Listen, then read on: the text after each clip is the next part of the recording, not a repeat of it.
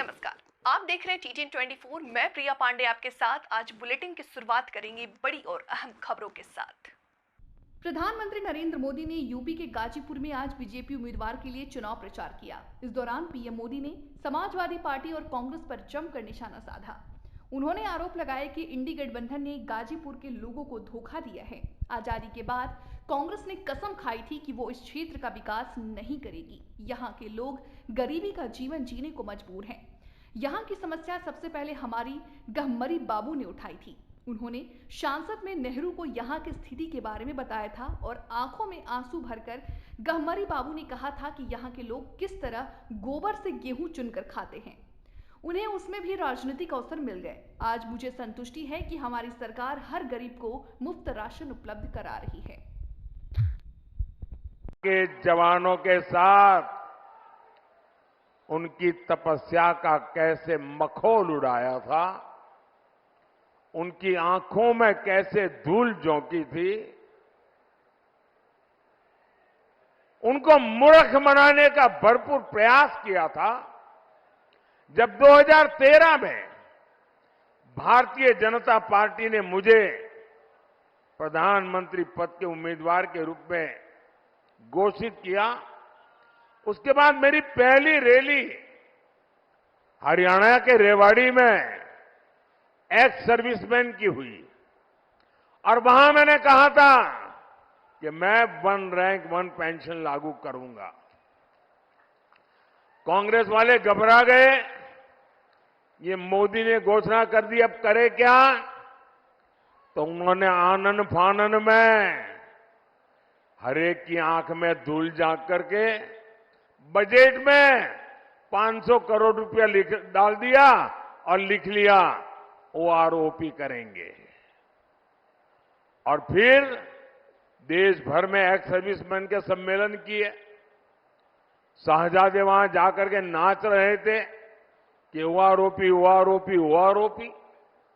जब आपने मुझे प्रधानमंत्री के रूप में सेवा करने का अवसर दिया और मैंने पहले ही काम खोला, मैंने कहा लाओ भाई क्या हुआ, मैं चौंक गया। 21वीं सदी में आज कम्युनिकेशन का इतना बड़ा जमाना, पढ़े लिखे नौजवान, इन्होंने कैसे सेना के साथ गद्दारी की थी। उन्होंने 500 करोड़ रुपया लिख करके one rank one pension tokenism किया।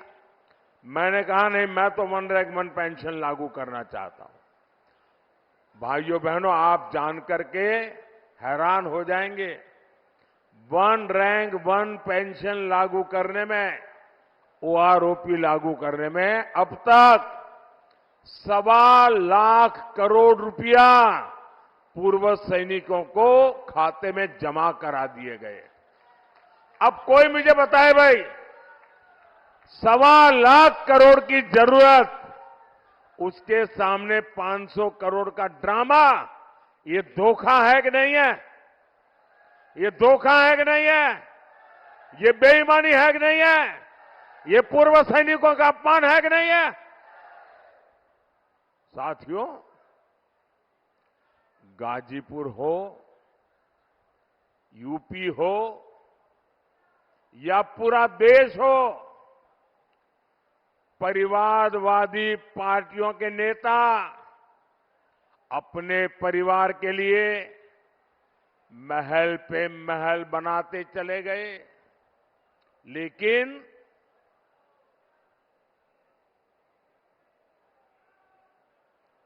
गांव, गरीब, किसान, मजदूर, दलित, वंचित, वो जीवन की छोटी छोटी जरूरतों के लिए जूझते रहे।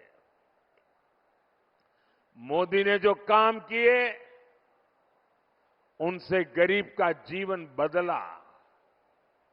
सिर्फ 10 साल में 25 करोड़ लोग गरीबी से बाहर निकले हैं।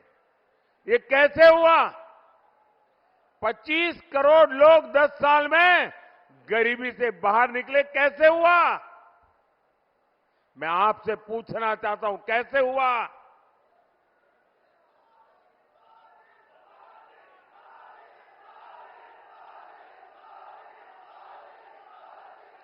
कैसे हुआ? कैसे हुआ?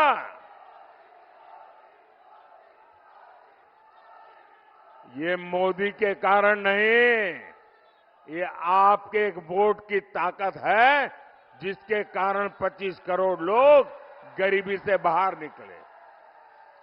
आपके वोट ने मोदी को मजबूत बनाया और मोदी की योजनाओं ने गरीब को सशक्त बना दिया। और इसलिए इस पुण्य के हकदार अगर कोई है तो आपका एक एक वोट उसका हकदार है। हमने 4 करोड़ परिवारों को पीएम आवास दिए। हमने 50 करोड़ से ज्यादा गरीबों को बैंक में खाते दिलवाए। हमने हर गांव तक बिजली पहुंचाई। हम हर घर जल पहुंचा रहे हैं। आज किसी गरीब को इलाज के लिए अपनी जमीन नहीं बेचनी पड़ती। उसके पास मुफ्त इलाज के लिए आयुष्मान कार्ड है। और हम तो जानते हैं, मैं तो गरीबी से निकला हूं, मैं गरीबी को जिया हूं, गरीबों के बीच में पला बड़ा हूं। और इसलिए मैं अपने जीवन को आंखों के सामने जो चीजें देखी थी, आज भी अगर कोई गरीब मां बीमार हो जाती है तो परिवार में किसी को भी पता नहीं चलने देती कि उसे दर्द हो रहा है, पीड़ा हो रही है। वो मां दिन भर काम करती रहती है, पीड़ा सहती रहती है, परिवार में बच्चों को पता नहीं चलने देती कि मुझे इतनी बड़ी पीड़ा होती है। क्योंकि मां के मन में एक भाव रहता है कि अगर परिवार में पता चलेगा बच्चों को कि मैं बीमार हूं तो बच्चे मुझे अस्पताल ले जाएंगे, अस्पताल में भारी भरकम खर्चा हो जाएगा, बच्चों के माथे पर कर्ज आ जाएगा। तो मां सोचती है कि मुझे बच्चों को कर्ज में नहीं डूबने देना, मैं पीड़ा सहन करती रहूंगी और जब ईश्वर बुला लेगा तब चली जाऊंगी। ये मेरे देश की कोटि कोटि माताएं बीमारी सहती रही, लेकिन अगर मेरी माताओं को बीमारी सहनी है तो इस बेटे का दिल्ली में बैठने का क्या मतलब?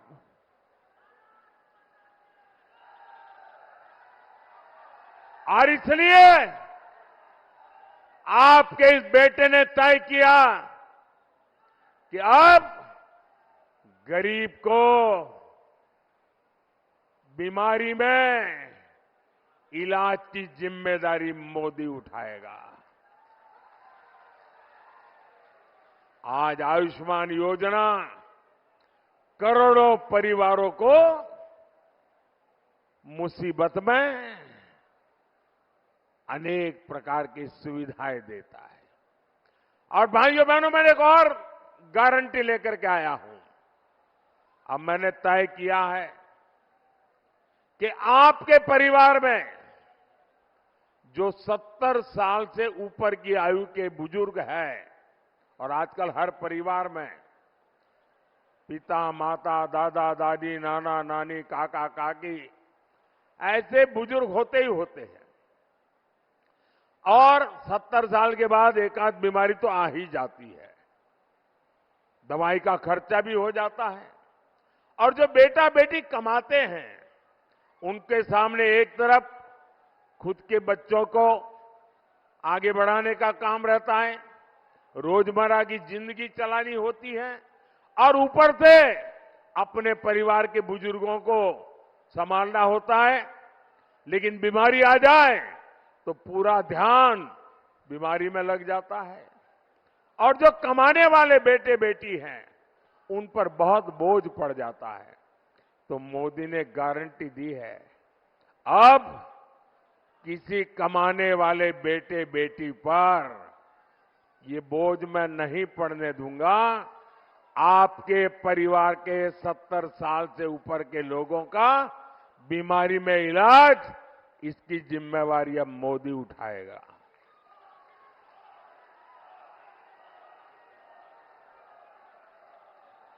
साथियों, सपा के दौर में यूपी में ये हाल था कि माफिया लाल बत्ती में घूमते थे, खुली जीप में कानून को चेतावनी देते थे, विरोधियों को खुलेआम गोलियों से भून दिया जाता था, दंगों को यूपी की पहचान बना दिया गया था। सपा की सरकार में हर महीने 2 से 3 बड़े दंगे होते थे। इसका नुकसान गरीबों को होता था, दुकानदारों को, कारोबारियों को, हर एक को होता था। अब योगी जी की सरकार में दंगे भी बंद है और दंगाई भी बंद है।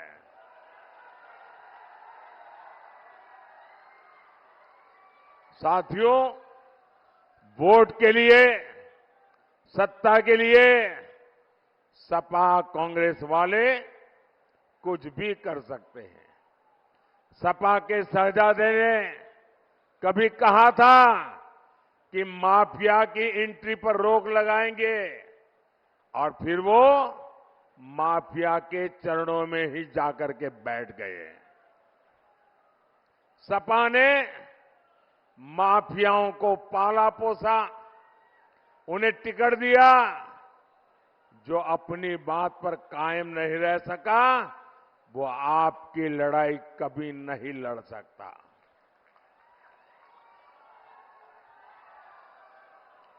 साथियों, इंडी गठबंधन में जितनी पार्टियां हैं,